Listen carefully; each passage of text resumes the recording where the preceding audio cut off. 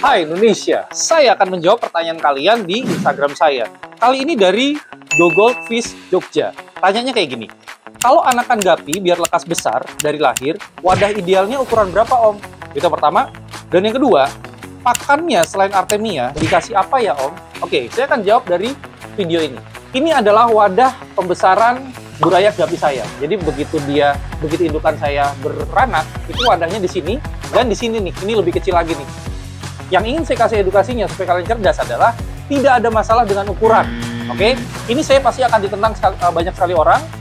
Tapi jawaban saya adalah faktor terpenting yang harus kalian tahu itu adalah kualitas dari airnya. Itu yang pertama. Dan yang kedua adalah apakah si ikan ini nyaman dengan tempat dia hidup.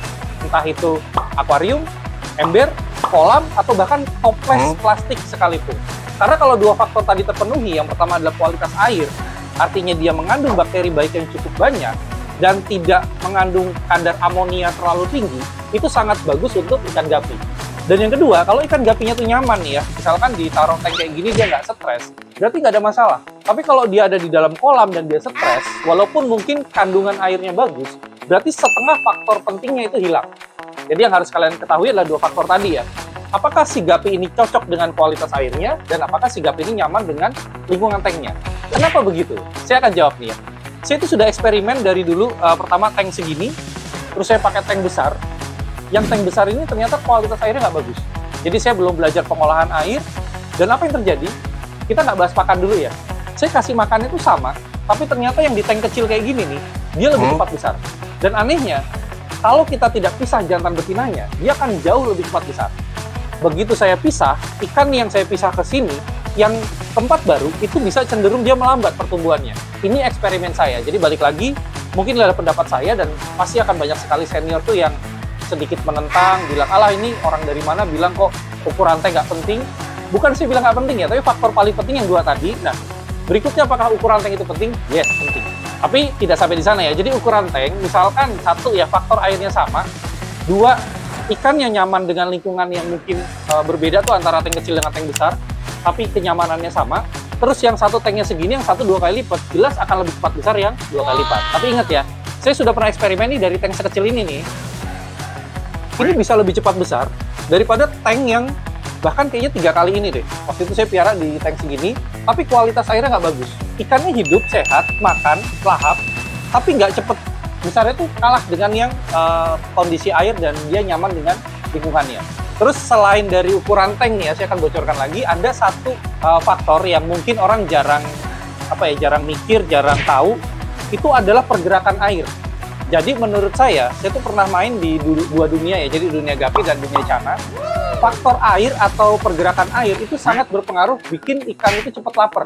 Nah kalau ikan cepat lapar, istilahnya kita nih ya, kita olahraga, kita makan banyak, kita olahraga, kita makan banyak, itu pertumbuhan kita akan jauh lebih cepat. Daripada orang yang hanya makan, tidur.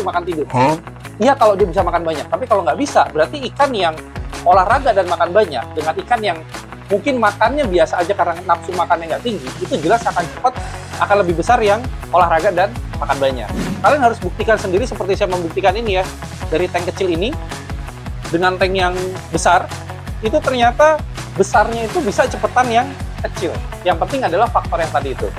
Nah, ini adalah contoh tank pembesaran saya ya. Kalau yang di sana tadi burayak, ini adalah untuk pembesaran si remaja-remaja. Saya belum bahas yang pertanyaan kedua. Nah, pertanyaan kedua tadi soal pakan. Oh ya, saya kasih tahu dulu, di sini tuh saya kasih arus. Kalau kalian lihat ini namanya spons filter. Jadi filter yang menggunakan spons. Tujuannya apa? Ada dua. Pertama, menaikkan kadar oksigen. Yang kedua itu adalah menjadi rumah dari bakteri baik. Nah, yang saya bicarakan tadi tentang kualitas air, itu adalah tentang si jumlah bakteri baik itu banyak atau tidak. Kalau bakteri baik banyak, itu seperti manusia yang perutnya itu sehat. Jadi artinya makanan yang dimasukkan ke perutnya, itu bisa dicerna dengan sangat sempurna. Saya akan bahas soal makannya. Jadi apakah hanya Artemia aja? Saya jawab tidak. Karena ada petani di daerah Bantul, Jogja, itu dia full menggunakan pelet yang tidak berkualitas. Yang 1 kilonya itu 20.000. Tapi kenyataannya ikannya itu bisa bongsor-bongsor gede-gede. Kenapa? Karena satu tadi faktor airnya bagus. Kedua, ikannya nyaman. Dia itu ada di koloni yang banyak. Jadi kalau kalian pengen tahu, gapi itu harus berkoloni. Kalau dia dipelihara 1 ekor aja di 1 tank, bagi gapi yang tidak terbiasa, dia itu sudah stres.